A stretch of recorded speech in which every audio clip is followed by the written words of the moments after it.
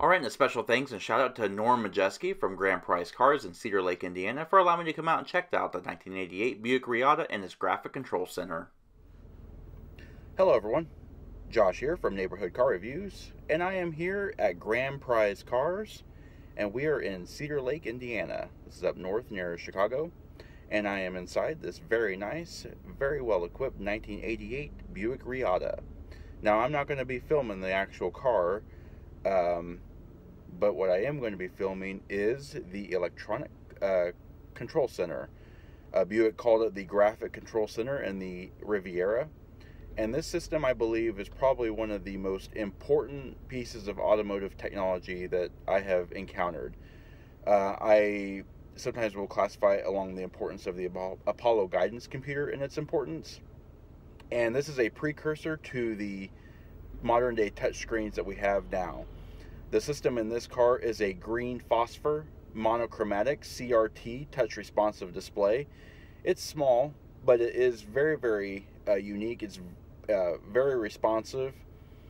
It shows tons of detail, so we are going to be doing an in-depth video of this. There are 6 hard buttons: climate, summary, radio, gauges, options, and status. And Buick says it replaces over 90 vehicle function buttons. So without further ado, we are going to jump in and take a look at the Graphic Control Center on the 1988 Buick Reatta. In the mid-1980s, Buick engineers set out to develop a piece of technology that would make their new for 1986 Riviera stand out in the personal luxury car segment, and stand out it did. In November of 1980, a task force was created by GM to create the most advanced vehicle electronics and telematics system available. In early 1981, a concept study was presented, and by 1983, the system was ready for widespread testing. It was installed in 100 1984 pre-production not-for-sale Buick Rivieras and distributed to various key Buick dealers for public demonstration. In 1986, the Graphic Control Center, a 3-inch by 4-inch green phosphor CRT screen with a Mylar touch capacitive surface was installed in the Buick Rivieras, and in 1988, the system found its way into the Reatta 2-seat hand-built car from 1988 to 1989 and was renamed the Electronic Control Center. The 1989 to 1992 Oldsmobile Toronado Trofeos had a modified version called the Visual Information Center. Sadly, in 1989, it would be the last year for the ECC, and it would be almost another decade and a half before anything similar would be seen in an automotive application. Due to the time it takes for CRT circuitry to warm up to operating specs, engineers designed the system to initiate the warm-up sequence, undetectable by the driver, by placing her hand on the exterior driver's side door handle.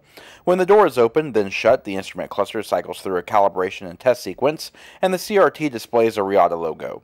The system is powered by 2 8-bit microprocessors with 32,000 words of memory for the graphics. The system also reserves memory for 10 preset stations, as well as 2 personal preference recalls and 20 reminder entries at 16 characters per piece. Upon starting the car, the system displays a summary page, which is a default view. However, we will demonstrate all 6 pages in this video. Alright, let's stay before it does default to the summary page. We are going to show all 6, so we're going to start from left to right. We're going to start in climate. This is the home for the single zone automatic climate control, where you can set your interior temperature. You can also see your outside temperature. You also have controls for your panel distribution, as well as automatic climate control, and a one-touch windshield defrost button. Fan speed is low and high or auto, and the display also animates the fan speed in relation to the setting. You can also set 2 memory presets. Inside your summary, you do have 4 of the most commonly used areas: your radio, climate control. You've also got your trip computer, as well as settings. And this vehicle is equipped with a 5-band graphic equalizer. Had it not been equipped with this option, it would just have a bass and treble slider.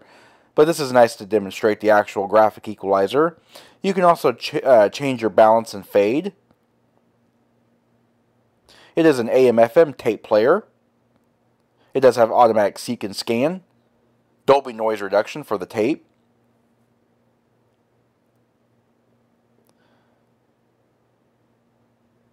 Alright, and gauges is just a comprehensive view of all the gauges in the car. You have a tachometer, oil pressure, volts, and temperature display.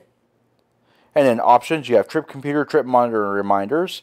In your trip computer, it just shows your distance to ETA, and You can also set your trip miles, and then it'll calculate all of your trip computer functions, such as the amount of time you'll arrive. Trip monitor is basically a trip computer. It shows instantaneous miles per gallon, average miles per gallon, and range to empty. You can also check your trip data, which is a little bit more comprehensive and in-depth. You can also set an overspeed alarm where you set the speed, and if you do go over that speed, it'll sound a beep. Going back into options, we're going to go into trip monitor. Well, we did trip monitor, so let's go back and go into reminders, where you can set up to 20 reminders with 16 characters each. You can do birthdays, you can do dates, oil changes, any kind of maintenance. And it is a classic style touch keypad. Alright, and the last screen is status. We're going to set the clock, where you can set date and time.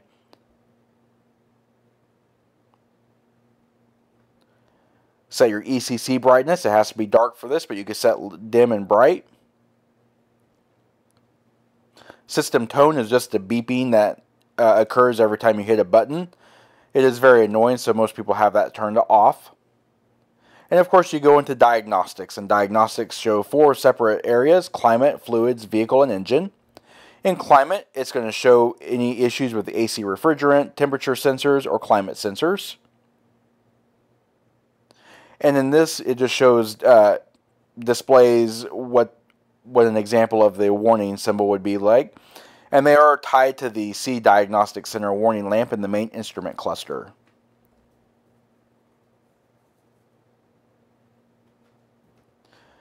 As stated before, it's just various settings.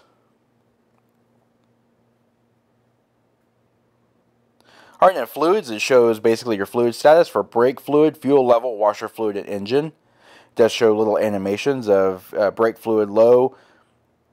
Your fuel level, whenever your fuel is low, the low fuel light will light, and this icon will come in. And the washer fluid has a neat little animation that I don't know why, but I really like it. It's very 80s video game looking. But it does display if your washer fluid is low. And of course, your engine will show your coolant levels, engine oil levels, anything like that that's critical to the engine.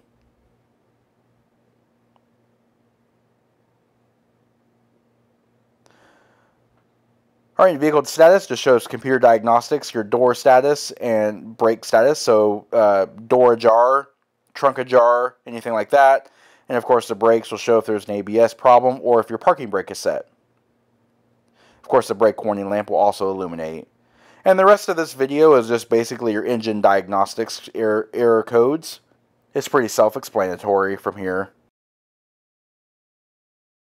So as you can see, for a 30-year-old system, it is still very responsive and very comprehensive.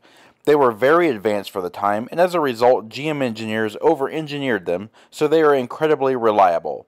They were not cheap, however. Despite the fact that they are standard equipment on these cars, dealer costs for the parts were around $2,800. Long since been discontinued by GM, they are increasingly rare and harder to find, so it was very exciting to bring to you this in-depth look at the Buick Graphic Control Center or the Buick Electronic Control Center. Alright, and that does conclude our video of the Graphic Control Center in the Buick Reatta. We hope the video was informative, and we hope that you learned something really, really cool about 80s automotive technology that's kind of survived to this day. They are very rare, and to find one in operational condition is very hard. So if you like this video and would like to see more like this, please comment down below. Don't forget to hit the like button and subscribe, and also check out our Facebook page at facebook.com/neighborhoodcarreviews. As always, thanks for watching.